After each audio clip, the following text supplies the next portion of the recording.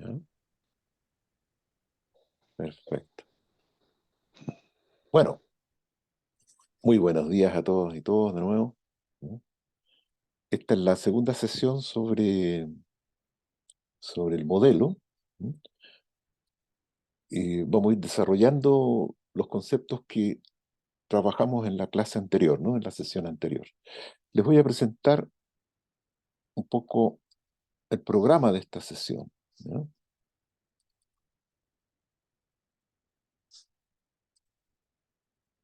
Ya, aquí está.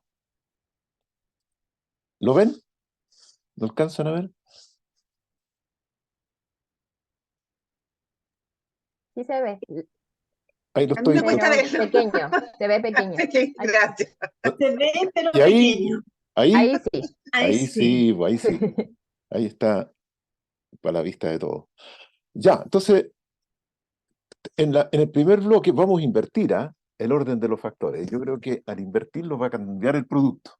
Es decir, vamos a empezar con la tarea, ¿no? Con el trabajo de taller, que quedó suspendido la sesión anterior, porque el tema era bastante complejo, ¿no? Entonces, pero igual vamos a empezar con un resumen de la sesión anterior, ¿ya? Con una metáfora que hemos elaborado, que le llamamos la fogata del cuidado común y que está basada un poco en las experiencias de trabajo con los distintos equipos, ¿no? Eh, y por supuesto la importancia de las comunidades de práctica en la gestión del patrimonio de conocimiento. Esto lo inicial. Luego vamos a representar, en el sentido de presentar de nuevo, ¿no? La tarea que consistía en explorar los planos institucionales del cuidado en cada institución, ¿no?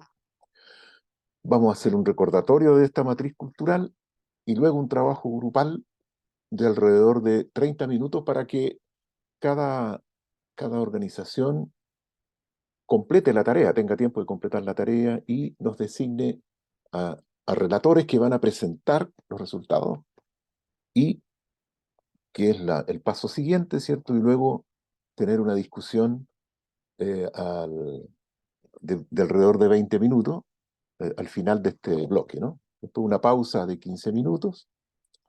Luego vamos a trabajar el tema de las comunidades de práctica y la organización de las tareas institucionales, lo que hemos denominado las disimetrías en ambos continuos del modelo de cuidado. Eso va a quedar más claro después, por supuesto.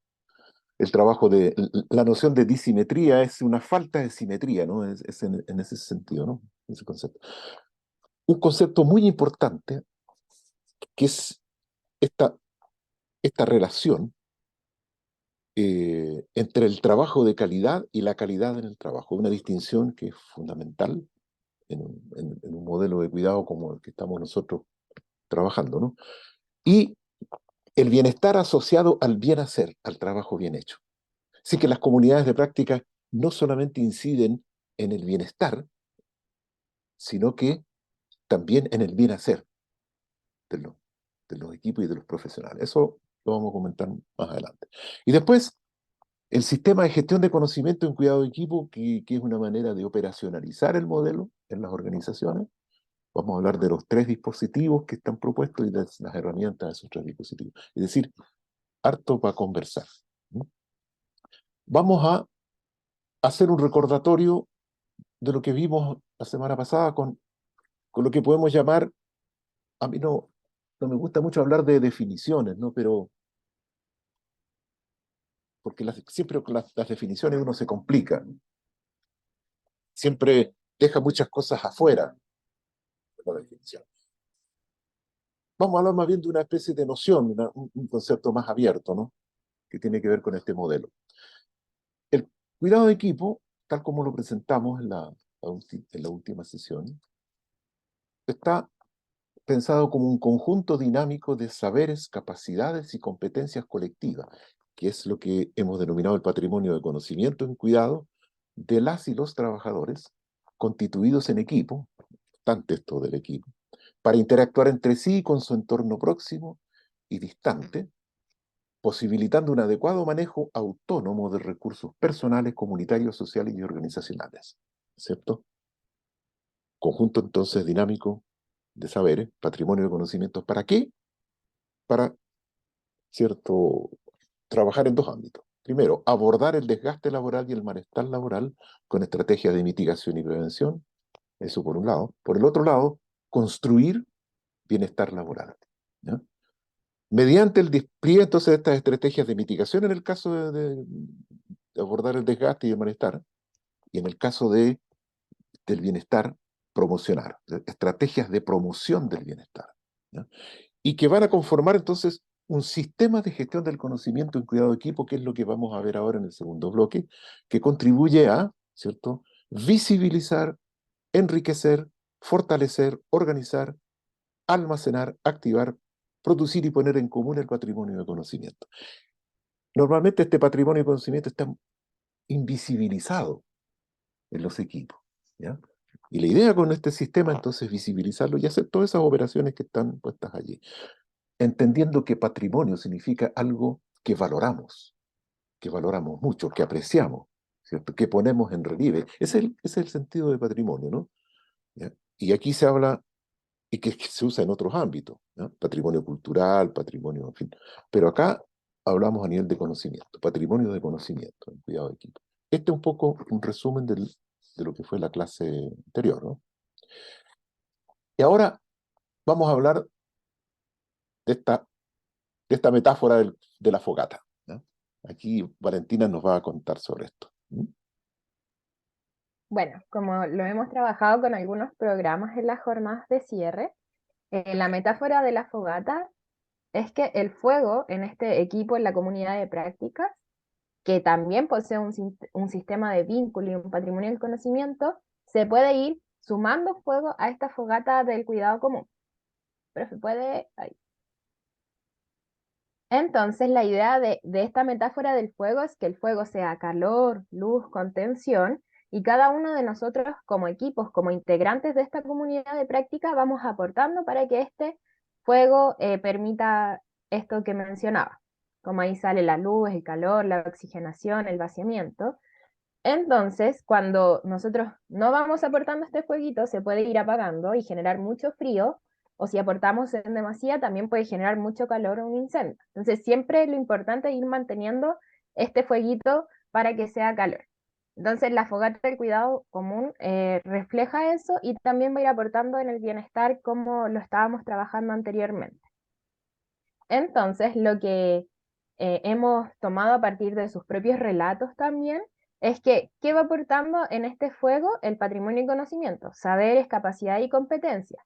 Entre ellas puede ser la confianza, la comunicación, la escucha activa, la calma y el respeto, la paciencia, el apoyo mutuo entre ustedes, la flexibilidad, el humor, que es algo que también muchos rescataron como algo importante y que va contribuyendo a este bienestar y a los vínculos que se dan en el equipo, el aprendizaje, la comprensión, el acompañamiento entre los trabajadores, entre el equipo, la empatía y los cariñitos. Los cariñitos también se menciona como algo importante porque nos hace sentir queridos también dentro de esta comunidad de práctica. Así que todos estos aportes, todas estas llamitas más personales van a este fuego en común y van contribuyendo también al sistema de vínculo y a aumentar el bienestar, a sentirnos cómodos en el donde estamos trabajando, a sentirnos escuchados también, así que esa es como la metáfora del fuego y que va contribuyendo ya sea al patrimonio de conocimiento o a los sistemas de vínculos que se dan al interior de las organizaciones o de los propios equipos de los programas. Eso. Exacto. Entonces, esta es una forma entonces de presentar metafóricamente la importancia, la relevancia, la funcionalidad de las comunidades de práctica, ¿no?, que se generan al interior de los equipos, ¿ya? Y cómo estas comunidades de práctica activan su patrimonio de conocimientos para esto, ¿no? Para generar, para producir bienestar. Como bien decía, lo voy a recalcar, ¿no?, bien decía Valentina, todos estos, estas competencias, confianza, comunicación, ¿ah?, están tomadas literalmente de las conversaciones que hemos tenido con los equipos en el curso de esta puesta a prueba del modelo, ¿no? Eh, y eso es importante también de tomarlo en consideración. Es como una sistematización ¿ya? Pero y eso lo veremos después de la pausa, las comunidades de práctica no solamente tienen esta función en el bienestar, ¿no? Sino que además generan bienestar eh, preocupándose del trabajo de calidad, del trabajo bien hecho, ¿ya? Y eso es conectar directamente la tarea, la organización de la tarea, la realización de la tarea al bienestar. Pero eso lo veremos con más detalle en la segunda parte.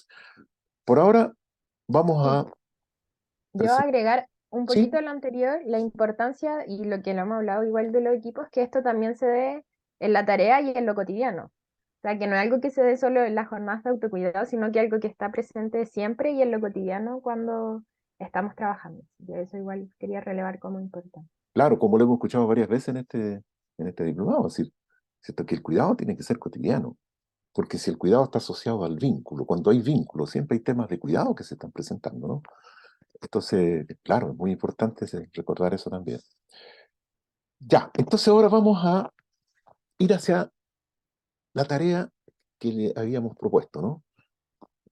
De lo que llamábamos la matriz cultural, que tiene estos tres pisos, ¿cierto? Una genoestructura, que es el sistema institucional de representaciones en cuidado de equipo. ¿Cómo piensa la organización? ¿Cómo piensa la institución en cuidado de equipo? ¿Cuáles son sus convicciones al respecto? ¿Cuáles son sus creencias, sus valores? Los significados que les dan, que le otorgan al cuidado de equipo. Y esta genoestructura, en este modelo, da soporte a la construcción y fortalecimiento de fenoestructura, ¿ya? Entonces ahí la pregunta era, ¿cuáles estructuras específicas de cuidado existen actualmente en la organización? ¿Ya? Que podríamos nosotros asimilar, ¿cierto? A estructuras de cuidado, eh, eh, a estructuras específicas de cuidado. Y así, ahí de pasadita les comento que la propuesta que tiene este modelo es que el sistema de gestión de conocimiento en cuidado de equipo que les vamos a presentar en la segunda parte constituye una fenoestructura específica, ¿ya? Pero ustedes, las fenoestructuras específicas que manejan, por lo menos que yo sepa, son específicamente los planes de cuidado, ¿no? Ya. Ahora, estas fenoestructuras son muy importantes porque unifican, organizan y facilitan y estabilizan, potencian la fenoproducción, es decir, la producción de actividades específicas de cuidado de equipo, como son las jornadas, las pausas saludables, la meditación, relajación, uso de guía, etcétera, etcétera. Entonces, y por supuesto que estas actividades adquieren mayor potencia aún cuando se acoplan y visibilizan y complementan y enriquecen el patrimonio de conocimiento construido por las comunidades de práctica, ¿no? En la institución. Cuando esto funciona de manera sinérgica y en una especie de círculo virtuoso, podemos decir así, cada uno de estos planos se retroalimenta con el otro, ¿ya? Qué sé yo, y con la fenoproducción, por ejemplo, es importante, es algo que se ha conversado mucho en este diplomado. Al tener fenoestructuras, ¿cierto? Que están definidas como una especie de acumulación de capacidades y competencias, ¿no? Posibilitan de que las acciones no sean acciones aisladas, de no caer en acciones yuxtapuestas, ¿no? De no caer en el activismo en cuidado y quedarnos solamente con el desarrollo de actividades dispersas, ¿cierto? Aisladas las unas de las otras. Entonces, cuando se tiene fenoestructura, y sobre todo una genoestructura que apoya eso, ¿cierto? Tenemos entonces una producción de actividades que tiene más sentido a nivel de toda la organización, ¿ya? Esa era la idea y ahora yo le dejo a Valentina para que nos explique, nos recuerde en qué consistía la tarea específica a la que les estamos invitando, ¿no? Ya. Como recuerdan, la semana pasada nos juntamos en equipos por organización luego de responder un Menti y esto nos permitió ir trabajando con esta matriz cultural que acaban de presentar y se dividió en distintos criterios que puede ser ausente, incipiente, emergente y consolidado, cada una de la fenoestructura, fenoproducción y comunidad. Entonces es importante mencionar eh, que la tarea al final era qué le agregarían a esta matriz a partir de su experiencia en la organización y también en qué estadio de la cultura de cuidado se encuentra su institución. Y aquí pueden marcar en la línea punteada ahí. Y lo importante de esto es que no es tan rígido, porque puede ser emergente, pero más tirado hacia el lado consolidado, o emergente más hacia incipiente. Entonces ahí ustedes tienen que ir determinando en equipo en qué estadio de esta matriz cultural se encuentra. Entonces, recordando brevemente, en la genoestructura, el nivel ausente es cuidado no explicitado en la visión y misión. El incipiente se repite también este criterio. En emergente se prioriza en abordar desgaste, cuidado individual y lógica de desconexión. Y también se prioriza el bienestar laboral. Ahí, profe, si lo Ya, puede compartir. ya. Entonces, esa es la tarea. Ahora, ¿hay alguna pregunta, alguna duda que ustedes quieran hacernos al respecto? ¿O pasamos a la actividad propiamente tal?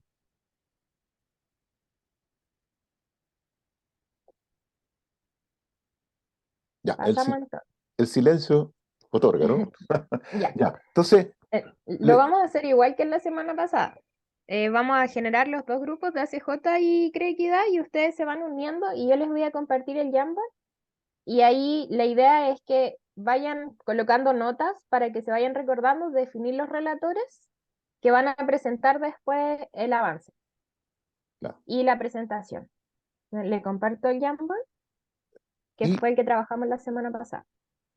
y daremos un tiempo de 20 minutos al taller para que ustedes que sé yo, completen la tarea y preparen la presentación que nos van a hacer. ¿Les parece? Comentar solamente que nosotros estábamos bastante avanzados, entonces es como recordar más bien y Menos, proceder a definir el relator. Sí, menos sí. tiempo entonces, 15 minutos, No, 10, ¿cuánto? no sé qué piensa. 2 Sí, ¿no es minutos. cierto? ¿Mm? Sí. ¿Cuánto? ¿Y el equipo de ACJ, cómo van?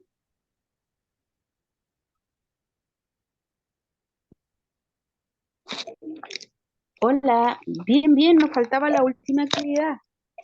O Ya, sea, estábamos en el último punto. ya. Entonces, con ¿Como 10 unos minutos, 15? 15 minutos, 10 minutos, ¿suficiente? Sí, Perfecto. sí. Ya, pues, hagámoslo así. ¿Ya? Ya, voy a crear las salas. Vamos a ¿Ya? hacer esto. Crea un- Voy a abrir la grabación de nuevo y somos todos oídos. ¿Y les parece, equipo, que hable yo como lo escribí y ustedes complementan? Sí, súper. Necesito el ya, el ya. Si no, no voy a poder hacerlo. El ya. Sí. No sé, vale, Valentina, si nos podemos tener en pantalla. que les comparta el Jamboard. Claro, sí. Súper, se las comparto al tiro. Gracias. Al tiro.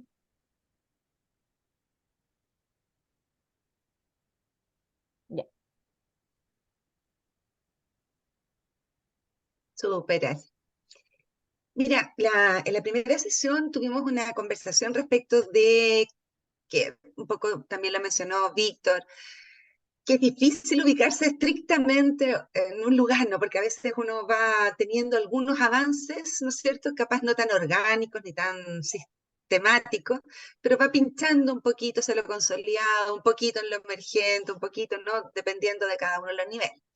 Entonces ahí teníamos una dificultad que nos costó harto superar de que, dónde ubicar una puntuación, digámoslo así. Y la Vale, creo que escuchaste esa conversación, ¿no? Cuando estábamos ahí discutiendo dónde ubicarnos. Pero así todo, cuando la Vale nos presenta el diagnóstico, ya con todo el gráfico, había igual una cierta coincidencia, ya, o sea, esta comunidad de saberes y conocimientos aceptó su propio diagnóstico y dijo, sí, parece que somos como eso, ¿ya? Y entonces nos pusimos a desarrollar un poquito por geno, por fenoestructura y fenoproducción y comunidad, algunos de los elementos que están en pantalla. Y logramos, por ejemplo, en genoestructura, claramente nos visualizamos con una lógica institucional muy orientada hacia las prácticas del cuidado y del autocuidado, ¿no es cierto? Y del bienestar. Hay claramente una declaración interna, pero que tiene algunas dificultades que son relevantes y que dando coherencia a todos los otros, al estadio que diagnosticamos en todos los otros niveles, que es que esa declaración a lo mejor está concentrada en algunas personas que tienen, por ejemplo, en la dirección ejecutiva, en Roberto, ¿no es cierto? O en algunas otras personas que tienen en las direcciones, y algunos miembros de los equipos, pero no hay una sistematicidad, no está declarado como tal. Tenemos una política de autocuidado que no hemos compartido a nivel institucional, ¿no es cierto? No hay una puesta en común para que se construya una declaración compartida, sentida, ¿no es cierto? Y con toda aquella fuerza que logre, ¿no es cierto?, orientar todas las otras niveles, ¿no es cierto?, de manera coherente y sistemática. Por lo tanto, eso va afectando una suerte de desagregación, y en la fenoestructura lo que uno observa es una lógica más bien reactiva, ¿cierto? Hay como, toda esta intencionalidad empieza a bajar hacia una mayor reactividad, más orientada hacia el desgaste que hacia el bienestar. Termina concluyendo en eso, por más que no sea nuestra declaración, aunque fragmentada nuestra intención, ¿no? Y nos faltaría entonces anticipar, prevenir, incluso medir lo que se está haciendo para ver si está funcionando o no, ¿cierto? Generar ciertas estructuras que nos permitan también avanzar hacia donde queremos llegar. Y eso también afecta de alguna manera la identidad, porque al no estar consolidada esta fenoestructura, probablemente hay remanentes de esas declaraciones en las personas más viejas, ¿ya? Pero no podemos asegurar lo que estén en las personas más nuevas, más jóvenes en la institución, ¿no? En cierta forma se ha ido perdiendo eso a lo mejor, y ahí escuchábamos la voz de personas de los equipos, de la Vera, Fernando, que nos compartían, de la Jime, Mariana, que nos compartían esa noción de que entonces, pese a que hay toda una intención y una suerte de declaración inicial, ¿no es cierto?, no necesariamente se logra visualizar esta cultura de cuidado a todo nivel, ¿ya? Y en particular con las personas que han ido ingresando. Y en la fenoproducción lo que tenemos es, bueno, coherentemente una suerte de fragmentación. Se realizan actividades, pero estas están vastamente fragmentadas, tienen un carácter aislado. Hay dificultad de proporcionar entonces estructuras para las acciones, no hay un hilo conductor, una línea, si bien hay procesos de revisión de esas actividades, y hay disposición al tiempo y a otorgarles tiempo, presupuesto, etcétera, etcétera, no necesariamente se observa una sinergia con la GENO y la fenoestructura por las debilidades que presentan la FENO y la GENO.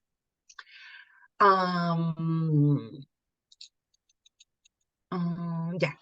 Y en bueno, y la fenoestructura también hay diagnósticos participativos. Nosotros tenemos actividades que se basan en diagnósticos participativos, pero eso tampoco está, si bien hay una estructura que se propone en particular desde el área de programa, eso no termina en el fondo para dar cuenta de una comunidad fortalecida, porque el saber va quedando invisibilizado, ¿cierto?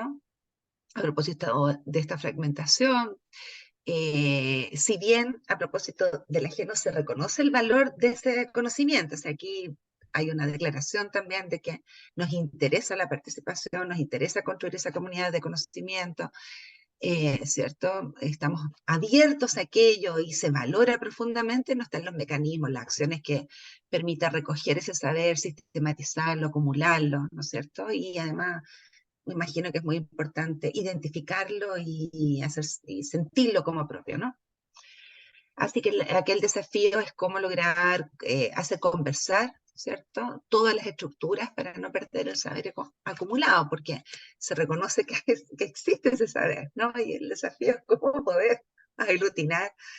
Bueno, aparte del diplomado, ¿no?, y del trabajo del Fontaine, no está haciendo ese trabajo, entonces eso también es alivioso. De alguna manera eso lo compartimos de pleno. Así que cómo construir cómo sistematizar, cómo recoger permanentemente ese sentir, ese saber de la comunidad es un gran desafío.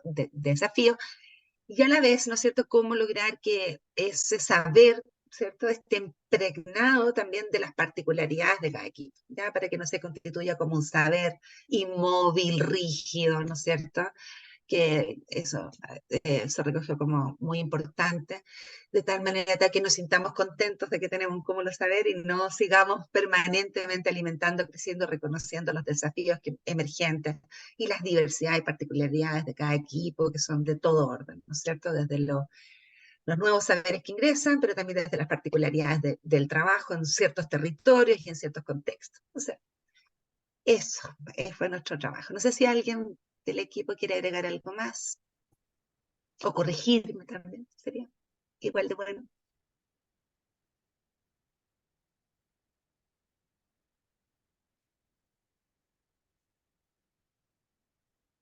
Como Sí, dijo Víctor, el silencio otorga. el silencio Vamos, otorga. Bueno, vamos equipo. eh, ya, un primer comentario, ¿no? Porque la discusión la vamos a hacer al final, después de la presentación de ACJ, pero yo creo que es importante hacerlo, por lo menos a mí me llama la atención eso. Es la honestidad intelectual, llamémoslo así, profesional, que en este momento nos muestra Valeria, y me imagino yo que todo el equipo, de examinarse a sí mismo, incluso en aquellos aspectos que no nos parecen como muy buenos, ¿no? Pero ese es un gran desafío de poder problematizarnos, ¿cierto? En nuestras prácticas, ¿ya? Entonces, ese es un punto que me parece a mí muy, muy importante, ¿ya? Eh, y el otro punto es decir que cuando por la pregunta que se me hacía en relación a las ha sido Rodrigo, me parece que me decía, en relación a las comunidades de práctica, las comunidades de práctica existen en todos los planos de la institución, ¿no? No solamente en los equipos que están trabajando directamente con los usuarios y las familias, sino que también está en la dirección, en todas las estructuras que hay arriba, ¿no?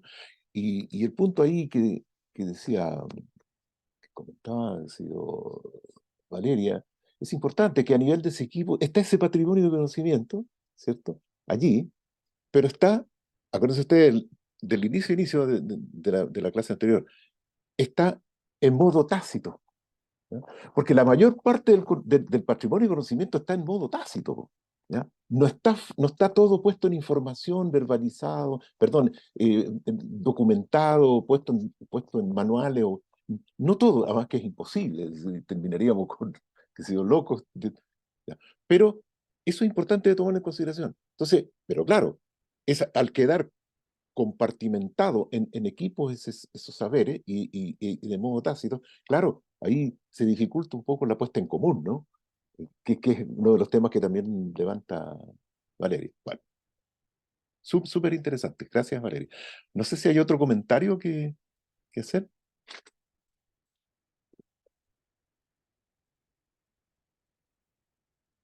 Ya. Pasamos entonces a ACJ. ¿Qué nos tiene que decir ACJ al respecto? ¿Mm? Acá yo tengo mi propio, bueno, yo voy a usar el Jamboard que no necesito compartir porque lo tengo acá en el computador. Tenemos hartas ideas también basadas en la opinión de todos, especialmente lo que se hizo la semana pasada al respecto de esto.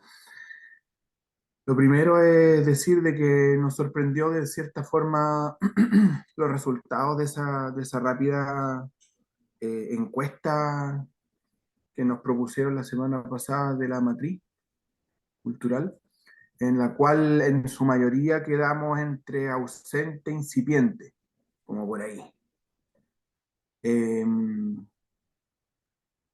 Y esto nos dimos cuenta que tiene que ver con algo que también menciona el Crea Equidad de esto de que está.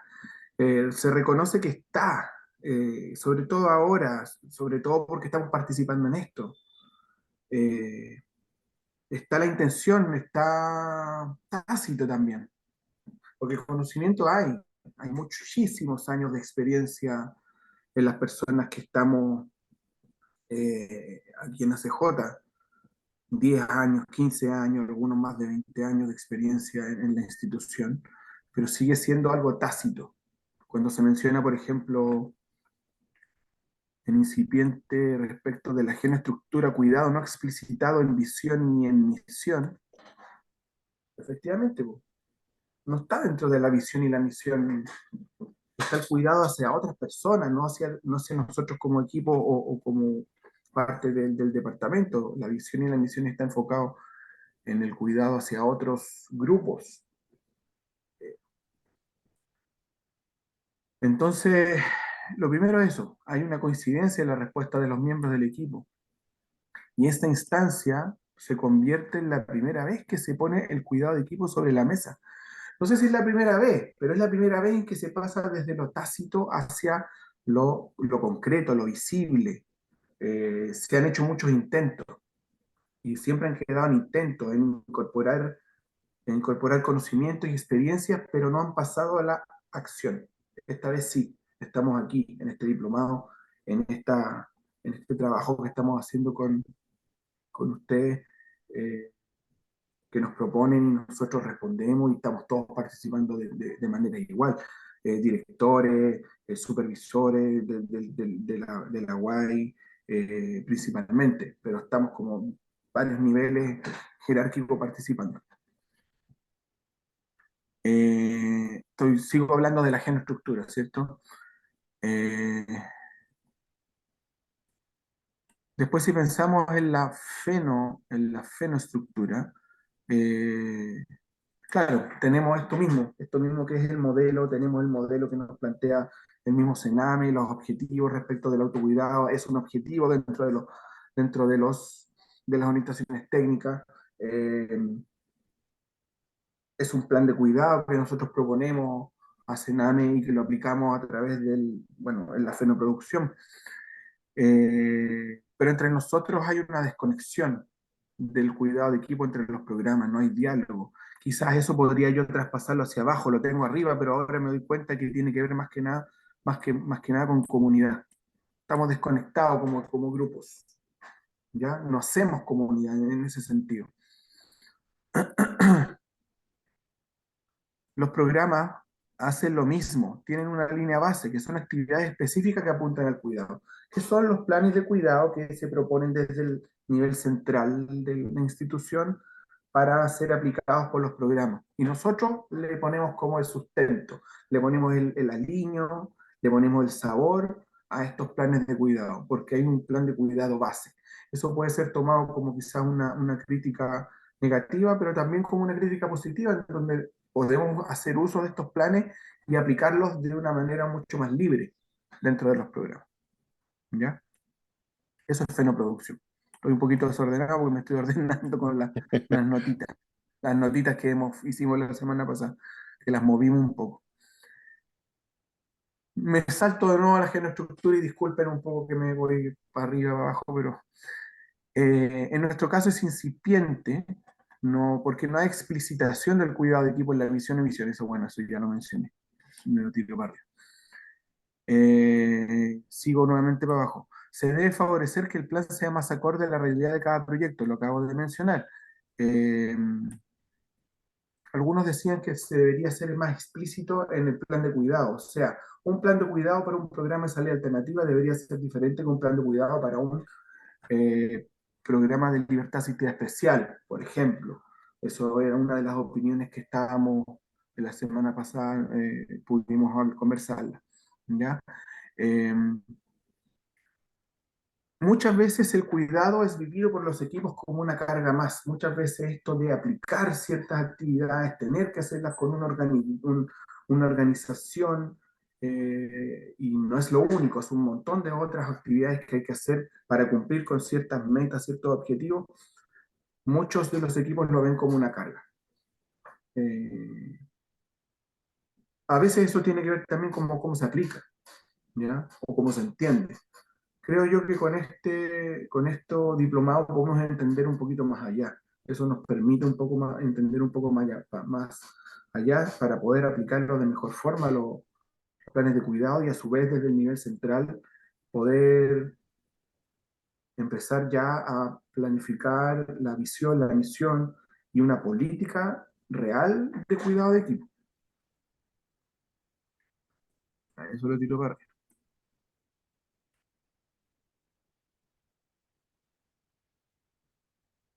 Ya, eso ya lo mencioné. Que cada uno de los planes de cuidado, hablando de fenoproducción, depende muchísimo, muchísimo de la creatividad de cada equipo. ¿Ah? Esto de las actividades específicas que se realizan, como la jornada, pausas saludables, aplicación de guías de trabajo, pero algunas veces hasta los protocolos, eh, formas de entender ciertos eh, modelos de trabajo, así como traspasar conocimiento entre nosotros como programa, eso siempre ha sido parte de cada programa. No hay como desde arriba, como algo que te permita comprender, como la política de institucional, comprender cómo se hacen las cosas respecto del cuidado de equipo. ¿Ya? Se depende mucho de quién está a cargo, del director en este caso. Y a su vez, no hay un cuidado específico para los directores. Los directores muchas veces, fue lo que conversamos la semana, estamos un poquito solos en esto, ¿ya? Y depende mucho del director, a veces de las jefaturas técnicas cuando las hay, no siempre las hay en los programas, de cómo se aplican los modelos de cuidado de equipo, ¿ya? ¿Qué se realiza, cuándo se realiza, etcétera? Por eso es que cada director lleva el peso, pero no se sabe muchas veces si lo que se hace está bien o está mal. ¿Mm? Y entonces respecto finalmente, ya que entendí un poco más el respecto de lo que tiene que ver con la comunidad de práctica, es que también han habido intentos de realizar cosas, pero esos intentos siempre han nacido desde el nivel inferior, desde los directores principalmente. Hemos hecho grupos para conformar, por ejemplo, cuando hay dificultades en los jóvenes, la baja de casos, por ejemplo, se han hecho grupos, ya sea presenciales o virtuales, para poder solucionar ese tipo de dificultades que son transversales a todos los proyectos de acá de Valparaíso, de Viña del Mar y del interior. Pero eso ha nacido desde nosotros, no es porque alguien no haya unido. Entonces, sigue habiendo esta desconexión. Y cuando a veces los equipos rotan en sus componentes, en los profesionales que hay, va desapareciendo esto, porque se va olvidando. Y se va olvidando porque no queda en ninguna parte escrito, no queda en ninguna parte registrado como una política. Por lo tanto, espero y tenemos acá el grupo nosotros toda la esperanza y la confianza de poder remediar esto y pasar desde lo incipiente que estamos en casi todo en este minuto hacia lo emergente. Esa es como la meta que queremos tener, ojalá en un corto plazo. Así que muchas gracias y no sé si alguno de los miembros del equipo puede o quiere agregar algo y abierto a los comentarios. Gracias. Por acá, Alejandra, Alejandra. eh, sí, agregar un poco que, claro, haciendo como este ejercicio nos fuimos dando cuenta que la mayoría de las puntuaciones de ACJ estaban entre como incipiente y pasando un poco a emergente, pero claro, nos falta mucho como en muchos temas, sobre todo en esto del autocuidado, porque claro, sobre todo este tipo de trabajo que nosotros realizamos, ¿cierto? Siempre trabajando como con la violencia y con temáticas muy fuertes, obviamente que tenemos un desgaste mayor como personas, ¿cierto? Entonces no hace mucho sentido la necesidad de que existan reales autocuidados, no que uno tenga como que como directora hacerlo, planificarlo, después evaluarlo, porque al final uno no se autocuida. Ujú. Y en general, y en hartas cosas también. Eso es mi opinión. Perfecto. Bacano. ¿Alguna otra opinión al respecto? Primero, de parte de ACJ, ¿no? Complementar lo que nos expuso Rodrigo y Alejandra. Ya, entonces pasemos a la parte de discusión ahora, ¿no? Hay muchos temas que ustedes levantan que son sumamente interesantes, ¿no? Yo les voy a mí me quedan en la cabeza por lo menos lo siguiente. Primero, que ambos, desde ambas, de los relatos de ambas organizaciones, ¿no? Aparece como importante, que esta relación entre lo tácito y lo explícito, ¿ya? Eh, a nivel tácito, existen muchas formas de, de- de pensar, convicciones, propuestas, ¿ya? Que no necesariamente están puestas y aparecen en lo explícito, ¿ya? ¿Por qué es así? Esa es mi pregunta. Cuando ese conocimiento, ese patrimonio de conocimiento que ha sido cocinado, por decirlo así, en las comunidades de práctica, cuando aspectos significativos de este patrimonio y conocimientos debieran pasar a lo explícito? ¿Cuál es la ventaja que tiene de que este conocimiento pase a lo explícito? Cuando hablamos de explícito, ¿cierto? Estamos diciendo que se exprese, que se formalice en documentos, en guías, que para empezar, en la misión, ¿no? En la misión y en la visión de la organización, ¿no? Entonces, ¿en qué momento, en cuándo, entonces, debiera pasar este conocimiento que es fundamental, que ha sido elaborado en las comunidades de práctica, pero que no tiene traducción a lo explícito? ¿Cuál es la ventaja, entonces, me repito, ¿no? De explicitar este patrimonio de conocimiento? No todo, porque es imposible, ¿no? Es demasiado, pero por lo menos lo esencial. Ese es un primer tema importante, ¿no? Porque hay algunos que piensan, no, mira, el conocimiento tácito, que es el 80% del conocimiento con que nos manejamos en la vida y en el trabajo, debiera permanecer tácito, ¿ya? Y, y qué sé yo, y que cuando lo formalizamos y lo transformamos en un modelo o en un manual, como que lo desnaturalizamos, ¿ya?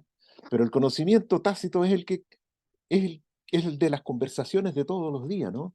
La conversación cotidiana, conversación muy informal, eh, poco sistemática para algunos, pero muy valiosa, porque ahí se va creando y cocinando ese conocimiento, ¿no? Ese patrimonio, ¿ya? Entonces, ¿qué piensan ustedes al respecto de lo que yo les acabo de comentar?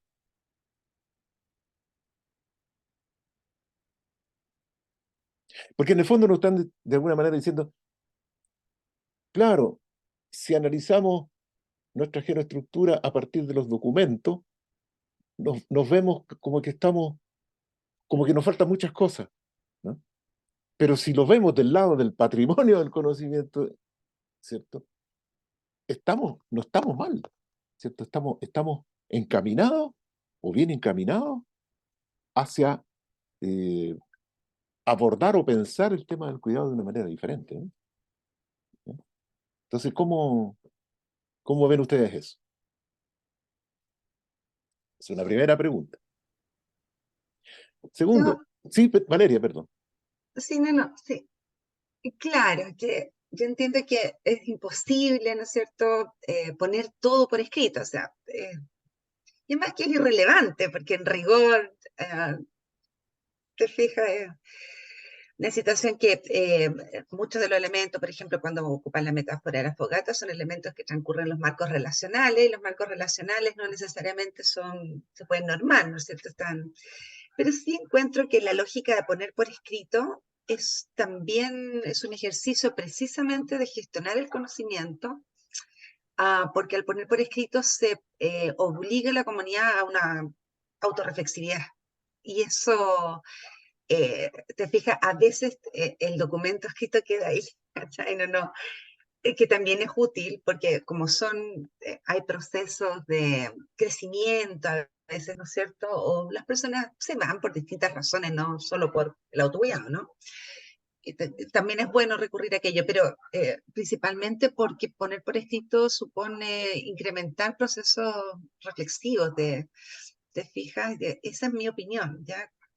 Eh, por ejemplo, pero a la vez me pasa eso que dices tú, si uno lo mira desde esa perspectiva, a lo mejor estamos mucho mejor de lo que pensamos que estábamos, ¿no es cierto? Y que bastan ciertas declaraciones que a lo mejor están contenidas en el código de conducta y ética, por ejemplo, respecto de un trato digno para todas las personas, ¿no es cierto?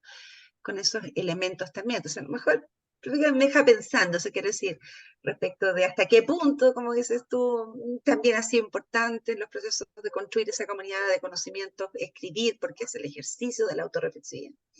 Y por otra parte, a lo mejor sí tenemos más cosas de las que pensamos, declaradas, ¿ya? Así que es interesante, sí. Sí, sí, yo comparto ese punto de vista, Valeria. Sí, es un desafío, ¿no? El escribir es un tremendo desafío, porque es formalizar, es ordenar, es, qué sé yo, eh, mucha conversación, mucha lectura, porque uno tiene que fundamentar lo que dice, en fin. Eh, es un desafío.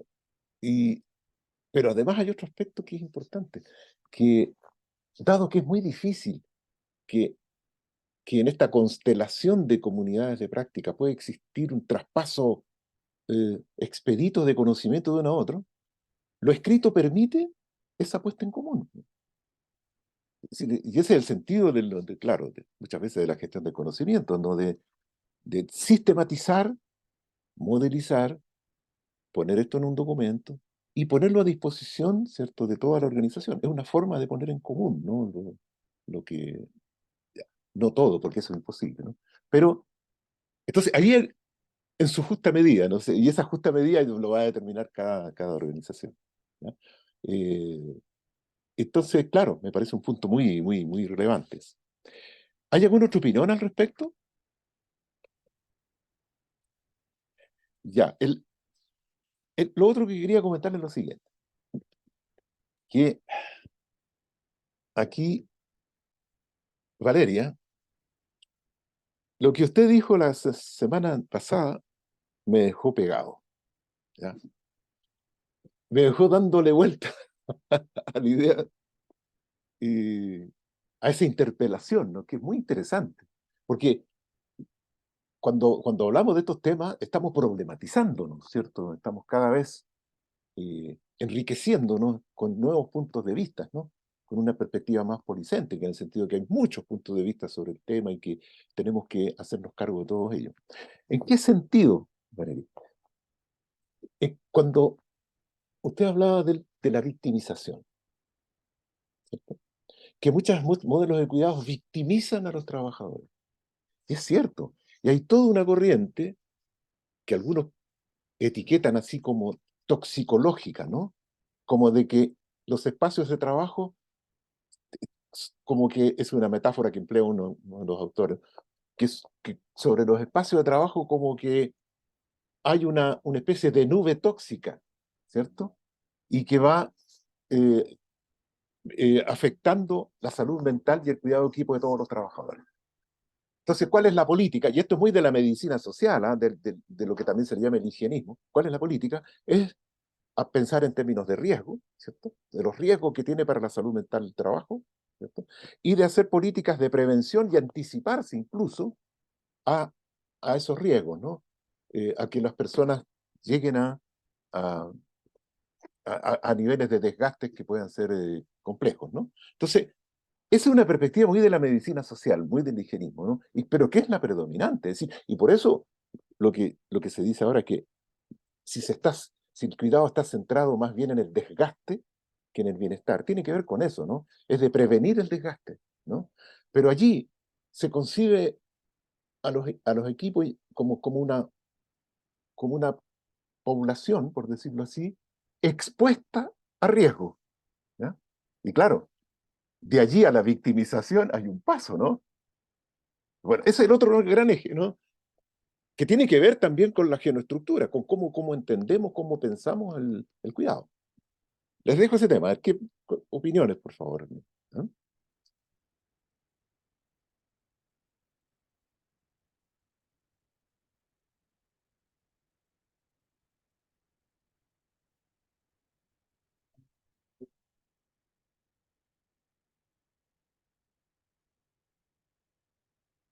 ¿Cuál fue el comentario que yo no estuve la semana pasada? El comentario, a ver, ¿lo puedes repetir, Valeria? O algo así como para entender de Que qué está están hablando. grabado, ¿ah? Que está Voy a grabado. intentar. Así que, La Mariana me ayuda porque compartimos las dos la misma visión, Mariana. de veras, Yo ¿ah? creo que tú también, Jimé. Claro. Que es un poco esto que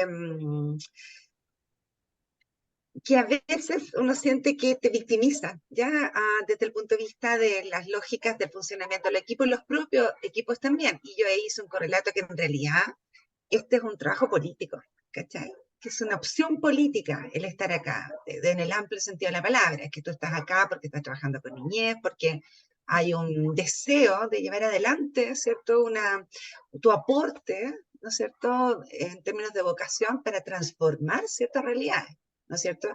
No solo individuales o de los niños de las familias, sino un marco político respecto de la niñez. Tú te crees el cuento de los derechos humanos, de los derechos del niño, ¿no es cierto? O sea, no es un cuento, pero lo dije. Eso sí, yo me lo creo firmemente. La Mariana se... No sabe, Mariana, que yo me lo creo, o sea, me lo vivo, ¿ya? Y desde esa posición Víctor lo recoge muy bien, siento yo, porque efectivamente uno puede observar una contradicción en los equipos, te fijas, donde se pierde este elemento político, y donde los equipos pueden, o nosotros, a todo nivel también, no los equipos, los programas, nosotros, ¿no es cierto?, como comunidad trabajando en esta área.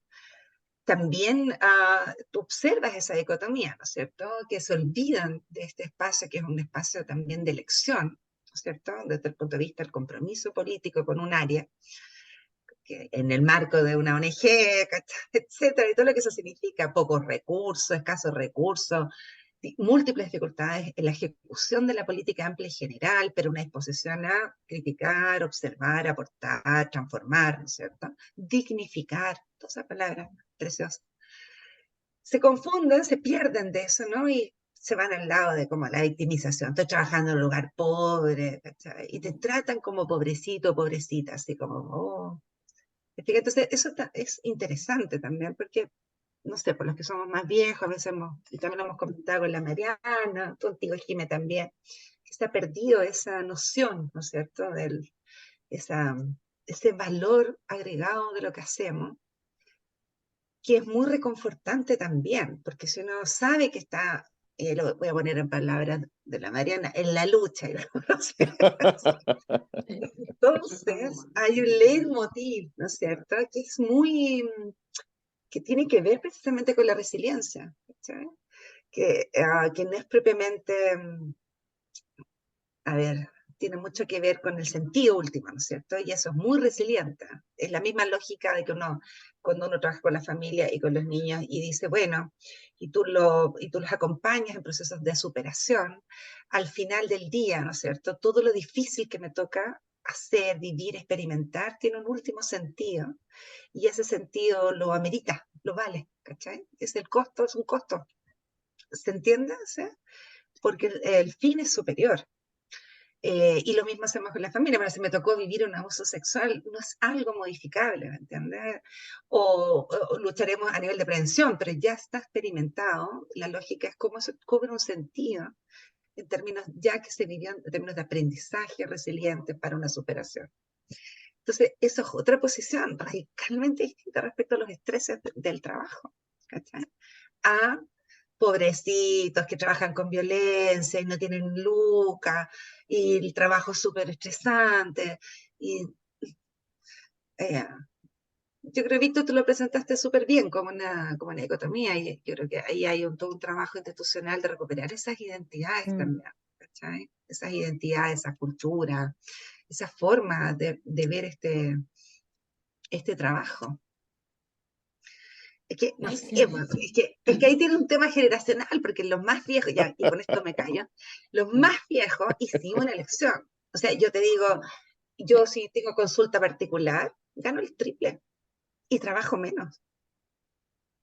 ¿Cuánto está? ¿70 lucas la hora? A mi edad, mi experiencia, eso pagas. Entonces, pucha, feliz, pues trabajo 4 horas al día y gano el doble que gano acá. ¿Me entiendes? Es una elección. ¿Cachai? Y esa elección, por diversas razones, es un tema que para nosotros, en términos de las ONGs, digo, no sé cuánto, no estoy hablando necesariamente porque de aquí es un tema, ¿ya? Y ahí, bueno, se produce la estigmatización y todos estos discursos también que a mí me molesta mucho, la verdad, cuando me tratan, me podretean, ¿ya? Me siento muy violentada a ciertos niveles y muy indignamente tratada. Eso me pasa. Por eso lo quise comentar, porque creo que es un elemento importante.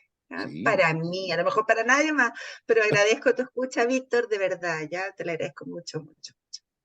Eso no sé si Mariano, la Jimé quiere. Eso hablamos, Jimé. Ese punto. Sí, sí.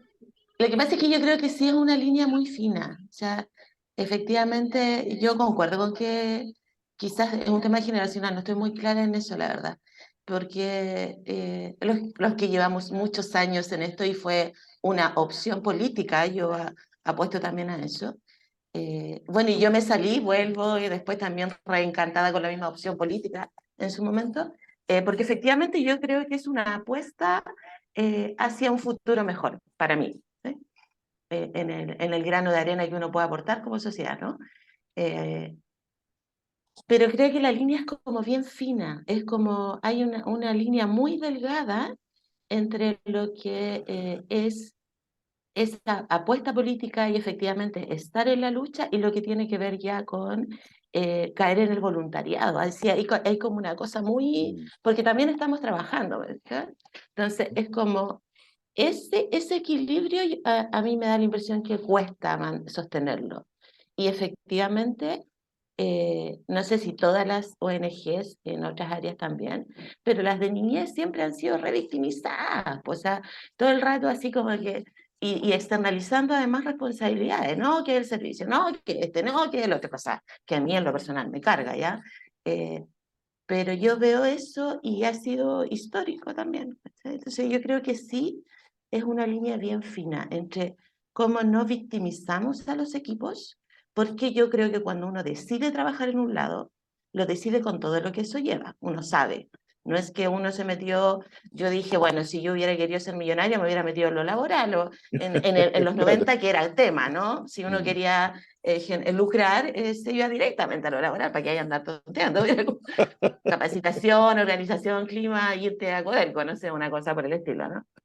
Pero efectivamente cuando se opta por el área social, uno más o menos sabe, pero también es darle dignidad a ese espacio.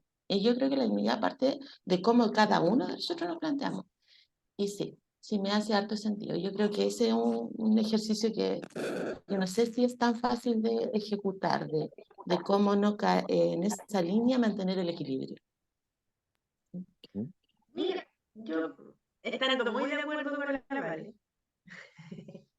que yo creo que sí, hay una sobre victimización de las personas que trabajamos en el mundo de las ONG.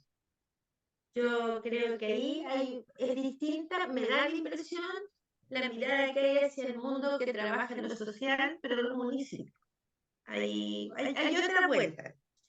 Pero yo para nada estoy de acuerdo con esta cosa de la víctima que ya me empieza a molestar hace muchos años, que es como pobrecito humano. Pero además yo poniendo un poco de esperanza al mundo, por lo menos en el gremio de los profes, yo creo que ahí está más esperanzador en que esto es una opción política. Ya, entendido que en el equipo la mayoría tienen entre 28 y 35 por ahí.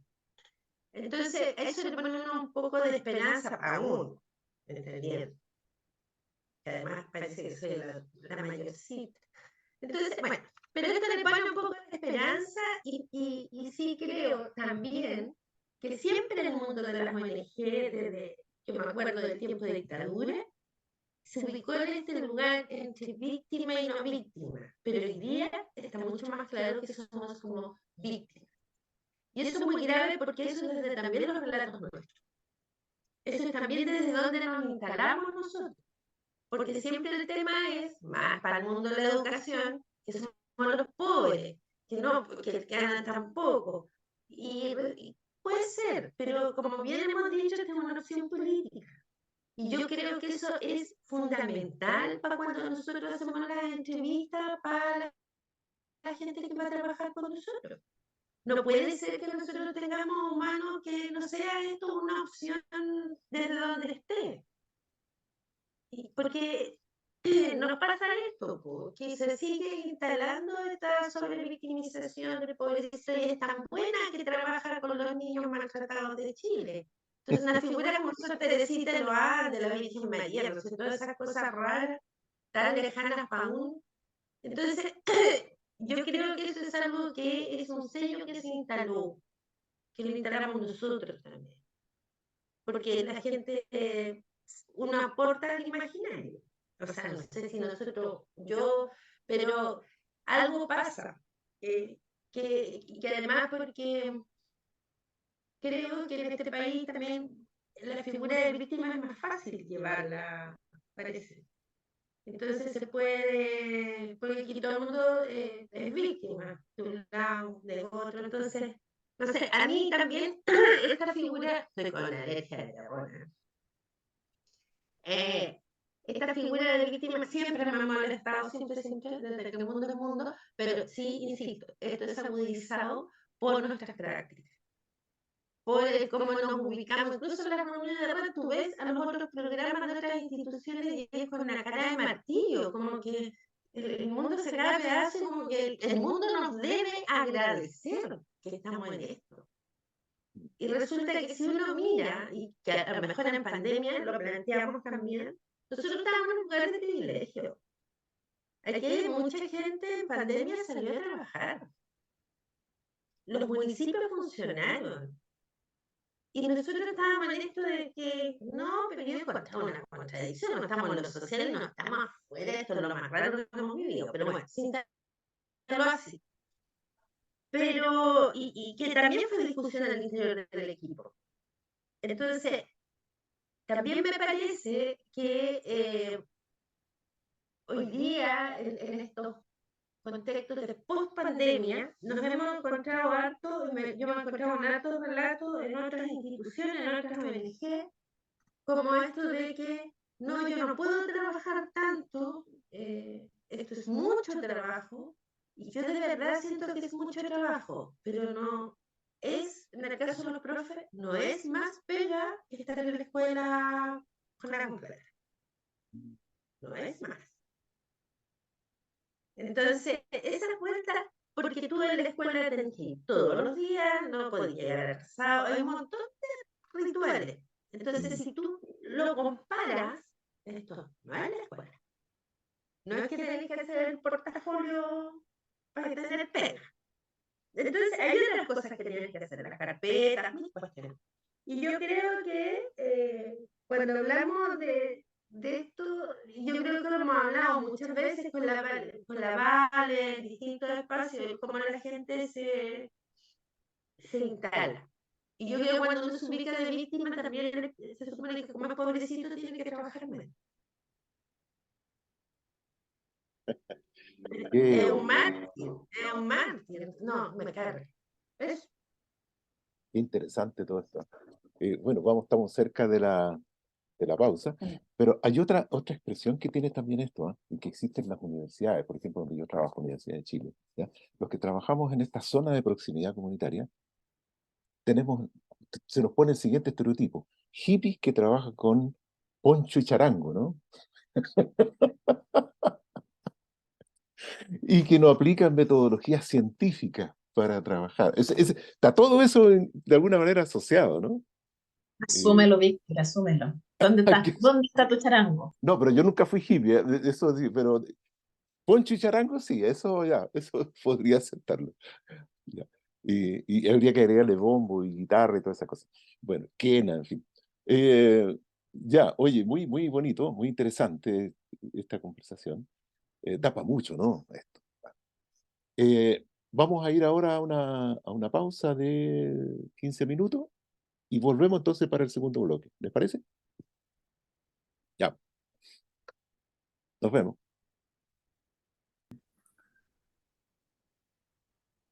Eh, la idea de que hay equipos, creo que en Santiago, en Creatividad, de equipos muy grandes, muchas personas, por lo tanto se hace mucho más difícil hacer algo así. Al menos acá el equipo de nosotros somos 5, hemos sido un poquito más en algunas ocasiones, hemos sido hasta 10, 12 personas, ahora somos 5. Y no es un poco más fácil hacerlo de esa forma. Pero más allá de que sea fácil o no, por supuesto que sí me hace mucho sentido, es muy útil que uno no vaya como paso a paso, así como ser un poco más flexible. Eh, Mi conexión inestable, pero no me he cortado. Ya. Sí, mucho sentido. Así que hemos podido ir aplicando ambas metodologías. Y la vamos a seguir aplicando ahora en el futuro.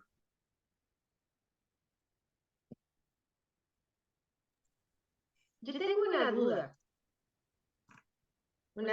dudosa, que en esto de ya vamos a ir haciendo material y no sé qué, pero es que yo creo que cuidar al equipo es una cosa que debe ser permanente siempre. Y después vamos a hacer esta como nube que vamos a dejar de herencia con todos nuestros saberes para cómo cuidar el equipo. ¿Sí? ¿Eso? Así es, Ya. así es. Pero yo no sé cómo se va a poder poner en papel, entre comillas, o en la nube, muchas cosas que los equipos hacen para cuidar el equipo. Entonces, no es que haya una dinámica, ya vamos a hacer la dinámica no sé cuánto en la mañana y después, ¿me entiendes? O entonces se pone un poco complejo. Digo yo. Bueno, yo creo que es un temazo ese, Mariana, que tiene que ver, lo vamos a ver en la última sesión de esta unidad, con la factibilidad de implementar el modelo que le hemos presentado. Porque es un modelo, uno podría decir, pesado, ¿no? Porque implica instalar en la estructura organizacional de una institución estos tres dispositivos, ¿cierto? Biblioteca, formación continua y praxis, ¿no? Y con todo lo que ello implica, te fijas que hay muchas cosas en juego allí, incluido el presupuesto, el tiempo, en fin. Pero es un modelo, por ahora, que es producto de una investigación, ¿ya? Y que no necesariamente tiene que ser aplicado en su integridad, así tal como lo estamos.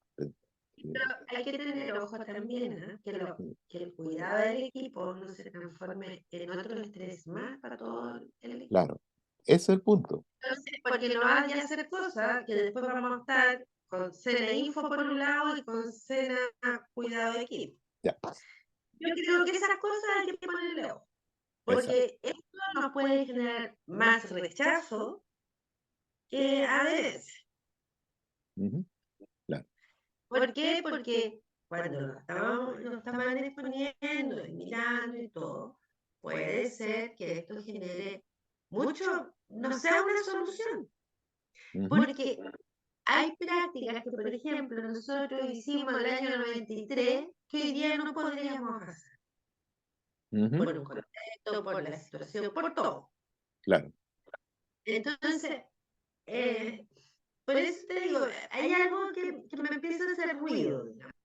Ujú, Es como se puede trabajar, de cómo se puede hacer, pero que no sea una cosa así como más trabajosa. exacto. Es muy importante eso. Primero, dentro de lo que usted menciona, no puede, esto estamos todavía en un proceso de investigación, no de implementación, ¿ah? Sino que estamos reflexionando en torno al modelo, ¿no? Cómo va a quedar, ¿no? No puede haber, ¿cierto? Sería absurdo pensarlo así, una estrategia de cuidado como la que ustedes están haciendo y otra paralela como la que estamos proponiendo. Eso no calza, ¿no? Entonces, y ahí las organizaciones y los equipos tienen que, no sé cómo resolver ese tema, ¿no? Hemos sabido de un equipo que hizo su plan de cuidado incorporando elementos de este modelo. Entonces, a lo mejor por ahí hay una posible salida a ese tema, ¿no? Que tú planteas. Ya, ese es un punto. El otro, claro que puede ser percibido como una sobrecarga, ¿cierto? Eh, y de hecho es la primera percepción que se tuvo de este modelo al inicio, ¿ya? Eh, Pensando qué sé yo, que iba a ser, iba a representar, incluso en algunos momentos se pensó así, iba a representar el empleo de tiempos adicionales de los profesionales para ejecutar esto, ¿ya? Bueno, todas esas cosas surgieron, ¿no? Y las entendemos muy bien, porque estamos en una cultura donde todo está más bien organizado desde arriba, ¿no? ¿Ya? Entonces, claro, y cada vez que llega algo nuevo, donde nosotros no hemos participado, en este caso ustedes, ¿no? Por supuesto que es percibido como una sobrecarga, y eso es lo que estamos diciendo con el modelo, ¿no? ¿Ya? Entonces, la idea es que no tenga ese sentido, ¿ya?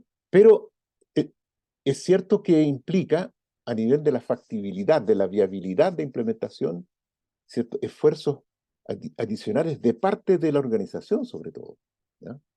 Porque los equipos han incorporado, por decirlo así, amablemente, ¿cierto? Las metodologías propuestas, que estas metodologías GT y AGB son como la síntesis del modelo, ¿no? La expresión concreta del modelo. Ahí están como en juego todos los conceptos, todos los principios que estamos analizando.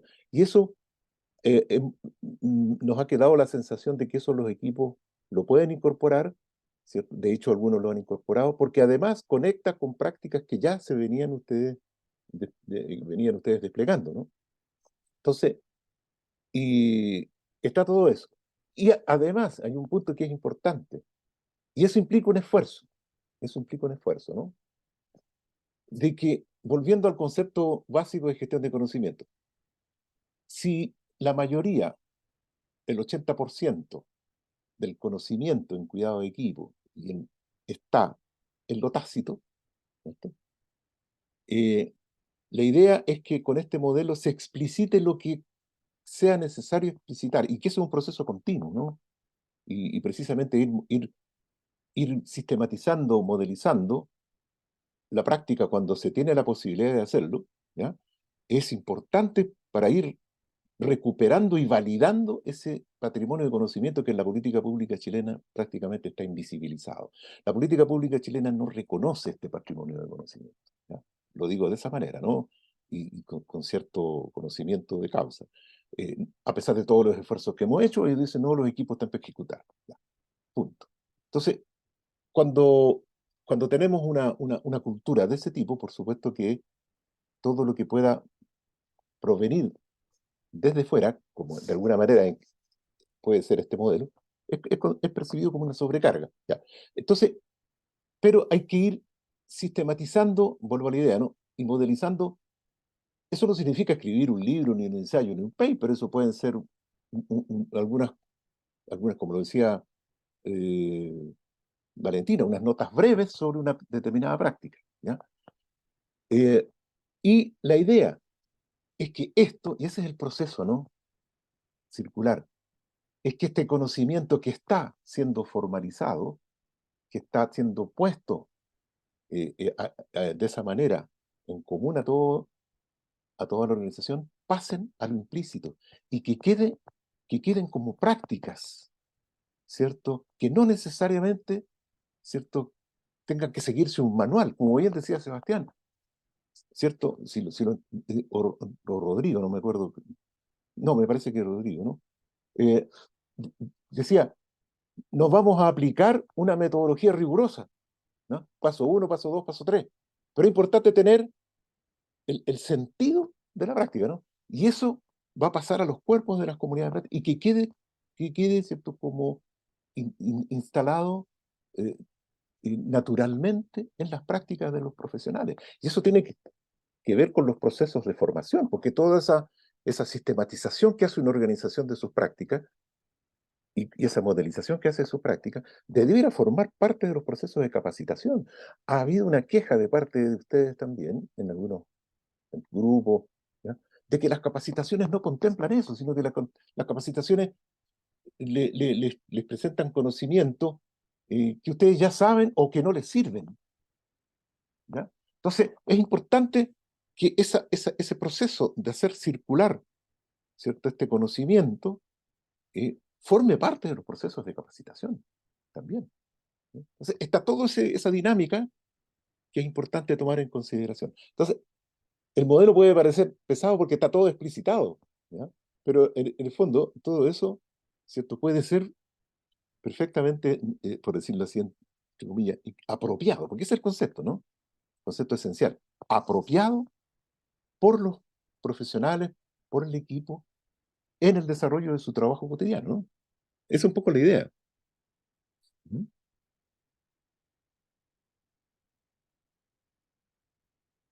Y eso, por supuesto, que demanda un esfuerzo.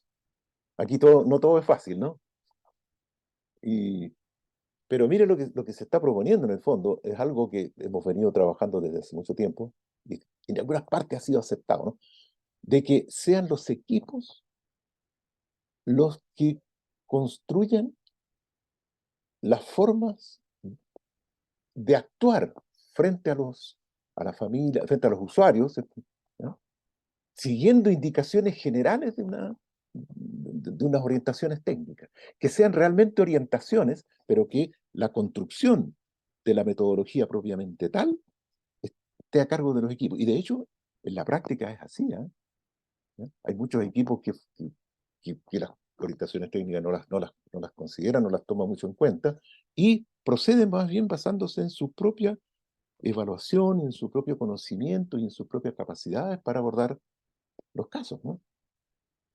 Entonces, esa es la importancia, ¿no? De articular mejor, de resolver esta disimetría que se presenta entre lo- la, la organización de la tarea desde arriba y la organización de las tareas desde abajo. Eso es difícil de aceptar. Es difícil, y, qué sé yo, porque es un cambio en gran medida cultural, pero se puede ir avanzando de a poco, ¿no? Avanzando gradualmente, ¿no?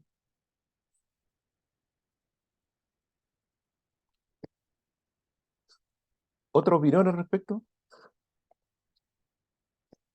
Y les recuerdo que no estamos en un proceso de implementación, no le estamos diciendo, oye, implementen esto es lo que tienen que hacer mañana, ¿ya? No, no, estamos reflexionando en torno a un modelo, ¿ya? Y, y qué sé yo, y quedan muchos pasos todavía para que un modelo de este tipo llegue a implementarse propiamente tal, ¿ya? Bueno, en alguna medida, partes de este modelo, ciertos módulos como AGT y AGB, ya están incorporados en algunos equipos y que les hace mucho sentido, ¿ya? Y eso está bien, bacanudo, ¿ya? Pero estamos en un proceso de investigación, en un FONDEF, donde importa los puntos de vista que ustedes desde, desde la praxis, ¿no? Nos puedan hacer en relación a un modelo estético. ¿Mm? Y el otro punto es que, como bien lo comentaba Valentina, aquí el énfasis está puesto no en la oxigenación, no en alejarse de la tarea, en alejarse transitoriamente de la tarea y dedicarse a otra cosa, ¿ya? Que también son importantes, pero eso ya está muy desarrollado en la política de nuestro país, ¿ya? Esas tareas que son de meditación, de pausas saludables, de jornada, que son muy importantes, porque allí también eso permite que se densifiquen los vínculos al interior de la comunidad de práctica, ¿no? Son muy importantes, ¿ya? Pero aquí se ha optado por la otra el otro continuo, ¿cierto? Sin desmerecer lo que se hace en el otro, ¿no? Para evitar caer en esta tendencia más de lo que comentábamos recién de victimización, ¿no? Sino que de asociar intrínsecamente el cuidado al trabajo, ¿ya? Esa es la apuesta, ¿no? Y que lo que demandan muchos equipos, ¿ya? El problema es que cuando uno se los propone, genera resistencia. Y eso es como la paradoja de todo esto, ¿no? Bueno, pero es así. Así se avanza en las ciencias sociales, ¿no? Sí.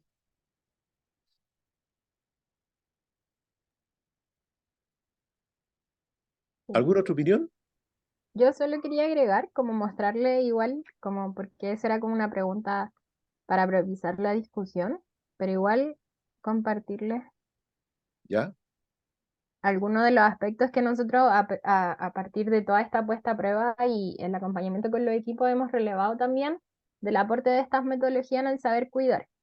Entonces, dentro de los aportes que consideramos relevantes es aprender entre pares, aprender de otras personas y también disponerse a que otros y otras aprendan de las prácticas, de sus prácticas. También incrementar gradualmente el repertorio de acciones de los trabajadores de la organización y tener más repertorio de acción también puede permitir a promover el bienestar.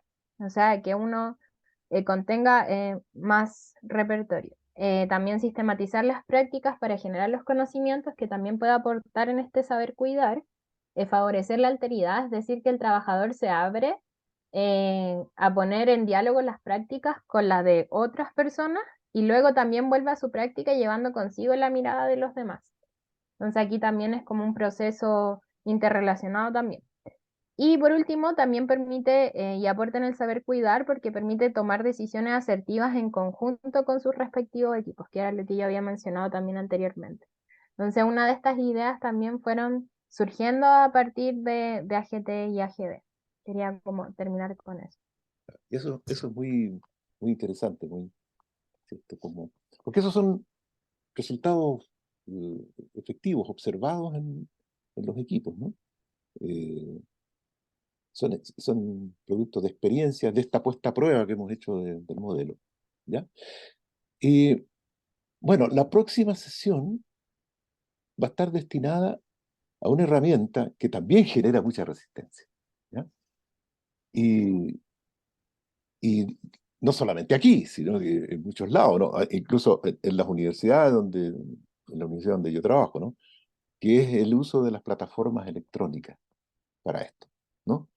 Eh, y, y entonces, pero estos sistemas de cuidado eh, pensados a nivel teórico, de hecho en algunas partes, en algunos otros países existe, ¿no?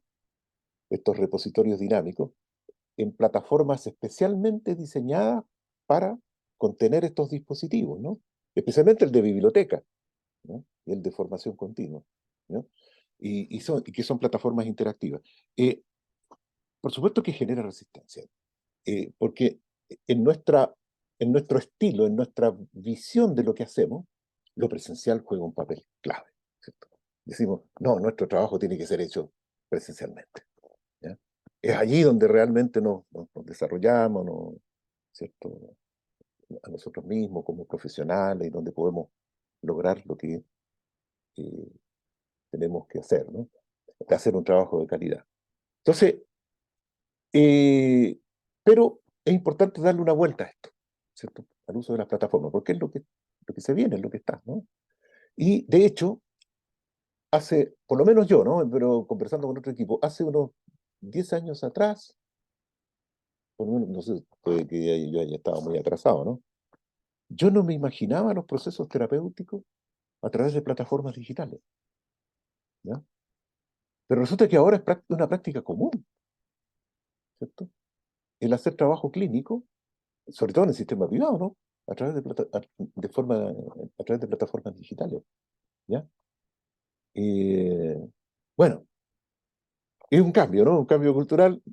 Yo, por supuesto, no estoy en eso, no he practicado eso, pero sí en lo que estamos, en lo que en las universidades, por lo menos, es en esta modalidad híbrida de trabajo. No sé si ustedes la conocen, ¿ya? en que en una sala de clase tenemos a personas que están arriba, online, y otras que están presencial. Y tenemos que hacerle una clase que incorpore activamente a todos. Ya, y eso, yo se lo puedo decir en un cacho. Hay una gran discusión al respecto, ¿no? Bueno, entonces, la próxima sesión, les pido entonces que reflexionemos sobre esto, sobre el uso de la plataforma, ¿ya? Siempre pensando de que no les estamos proponiendo que lo implementen mañana, ni pasado mañana, ni próximo año, no, libérense de eso, ¿no? Sino que pensemos cómo estas plataformas pueden contribuir también a la pega que estamos haciendo y a generar un trabajo de calidad, ¿ya? De hecho, muchos programas, muchas escuelas trabajaron así, ¿no? Con gran sufrimiento de parte de los profesores y profesoras, ¿no? Eso yo también lo he visto, lo he contado. Pero también los equipos psicosociales trabajaron de alguna manera de esta forma, ¿no? ¿No? Y hay algunos que a lo mejor tienen buenas experiencias al respecto y que han encontrado la manera de. ¿Ya? Y eso es importante que lo compartan también. Bueno, ese es el tema de la próxima sesión y va a estar a cargo de Paula Flores y de Esperanza Ibáñez, son otros miembros de nuestro equipo que han elaborado esta plataforma Moodle, que ha sido poco usada, y lo entendemos, eso ya sabíamos, bueno, pero igual hay que proponerlo, forma parte de la investigación. Entonces, les invito entonces a que nos vayamos preparando a conversar sobre ese tema, que también es un tema peludo, ¿no? En nuestra práctica, ¿no? Sí. Bien, no sé si... Yo solo agregar que de igual forma todo lo que hemos ido trabajando, los PPT y los textos y las grabaciones de las clases están quedando en el Moodle Claro, del diplomado, así que les voy a compartir el link para que ahí si quieren ver la información o algo, ahí está el link del Moodle y ustedes tienen su usuario, así que igual ahí está todo el material. claro. Vale comentar que no todos tenemos aún acceso a la plataforma, lo hemos solicitado. Ah, Ya sí. Oh, como, esta es como la tercera vez, así que Ya, no sé si se oh, podría hacer como un recuento, te fijas, de claro, la consulta a un correo para poder claro. ingresar. Precisamente lo que decías, Víctor, que no se ha utilizado mucho, también puede tener que ver con eso. A lo mejor, súper. pues, perfectamente. Ya, Vamos a mira, gestionar entonces eso para ver bien quién no puede entrar y ver el tema de los usuarios, ¿ya? claro, claro. Bacano. Bien, pues estamos llegando al fin de esta sesión. Ha sido un gusto conversar con ustedes, escuchar sus planteamientos, sus diferencias, las distintas opiniones. Así que nos vemos la próxima semana. ¿Les parece? Ya, pues, que esté muy bien Chao, muchas Chao, gracias. Que gracias. estén Chao, bien, muchas buena gracias. semana. y sigan encendiendo la llamita del cuidado, ¿no? Nos vemos.